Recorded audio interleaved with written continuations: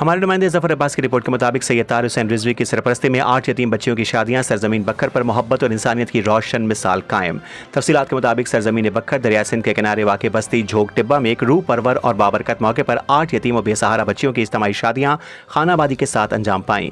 یہ عظیم فلاحی اقدام سید طاہر حسین رضوی کی جانب سے مکمل مالی سرپرستی میں عمل میں آیا۔ شادیوں کے تمام تر اخراجات، جہیز اور دیگر ضروریات کا بندوبست سید طاہر حسین رضوی نے اپنی ذاتی کاوش اور جذبہ خدمت کے خلق کے تحت کیا۔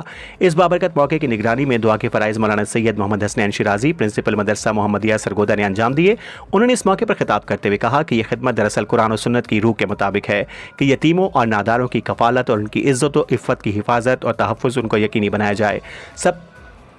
سید طاہر حسین رضوی نے ایک مثالی قدم اٹھا کر معاشرے کے لیے ایک روشن مثال قائم کی ہے۔ تقریب کے اختتام پر بچیوں کے گھروں کو خوشیوں اور دعاؤں کے ساتھ رخصت کیا گیا اور اس وقت تمام بچیاں اپنے نئے گھروں میں خوش و خرم آباد ہیں۔ اور مزید خطاب کرتے ہوئے کہا کہ مخیر حضرات کو اس طرف توجہ دینی چاہیے تاکہ 2 فیملیوں کو تعلق کو آگے چلا سکیں۔